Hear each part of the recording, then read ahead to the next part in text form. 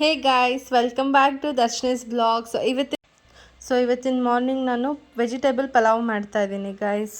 10 ಮಿನಿಟ್ಸಲ್ಲಿ ಆರಾಮಾಗಿ ಮಾಡ್ಬೋದು. ನೆನ್ನೆ ನೈಟೇ ನಾನು ವೆಜಿಟೇಬಲ್ಸ್ ಎಲ್ಲ ಚಾಪ್ ಮಾಡಿ ಇಟ್ಕೊಂಡಿದ್ದೆ. ಹಾಗಾಗಿ ಇವತ್ತು ಮಾರ್ನಿಂಗ್ ಮಾಡೋದಕ್ಕೆ ಈಸಿ ಆಯಿತು. ವೆಜಿಟೇಬಲ್ ಪಲಾವ್ ಮಾಡಿದಾದಮೇಲೆ ಮನೆ ಕಸ ಗುಡಿಸಿ ನೆಲ ಒರೆಸಿ ರಂಗೋಲಿ ಎಲ್ಲ ಹಾಕಿ ದೇವ್ರ ಪೂಜೆ ಮಾಡಿದೆ ಗೈಸ್. ಎವ್ರಿ ಟೈಮ್ ನಾನು ಪೂಜೆ ಮಾಡೋಣ ಅಂದರೆ ಆಗ್ತಾನೆ ಇರಲಿಲ್ಲ. ಫೈನಲಿ ಇವತ್ತು ಆಗಿದ್ದಾಗಲಿ ಅಂದ್ಬಿಟ್ಟು ಪೂಜೆ ಮಾಡಿಬಿಟ್ಟೆ. ಒಂದು ವಾರದಿಂದ ಮಾಡಿರಲಿಲ್ಲ. ಊರಲ್ಲಿ ಹಾಕಿದ್ರೆ ರಂಗೋಲಿ ಚೆನ್ನಾಗಿ ಬರಲ್ಲ, ಇಲ್ಲ ಹಾಕಿದ್ರೆ ಚೆನ್ನಾಗಿ ಬರುತ್ತೆ ಗೈಸ್. ಈವ್ನಿಂಗ್ ಬರ್ತಿರ್ಬೇಕಾದ್ರೆ ಯಾರೋ ಮ್ಯಾಗಿ ತಿಂತಾಯಿದ್ರು. ಹಾಗಾಗಿ ನಾನು ಮನೆಗೆ ಬಂದು ಮಾಡಿದೆ.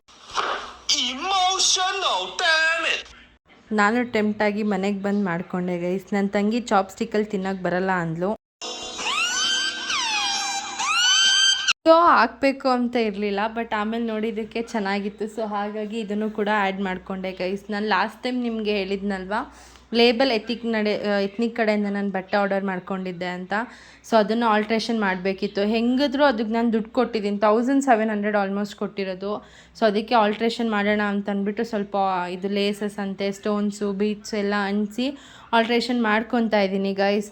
ನಮ್ಮಪ್ಪ ನನಗೆ ನಾನು ಅಂದ್ಕೊತಾ ಇರೋದು, ನಮ್ಮಪ್ಪ ಫ್ಯಾಷನ್ ಡಿಸೈನಿಂಗ್ ಕೋರ್ಸ್ ಓದಿಸಿದ್ದಕ್ಕೂ ಕೂಡ ಸಾರ್ಥಕ ಆಯಿತು. ನನಗೂ ಇಷ್ಟು ತಲೆ ಇದೆ, ನನಗೂ ಇಷ್ಟು ಕಲೆ ಇದೆ ಅನ್ನೋದು ಇವಾಗಲೇ ಗೊತ್ತಾಗ್ತಾ ಇರೋದು.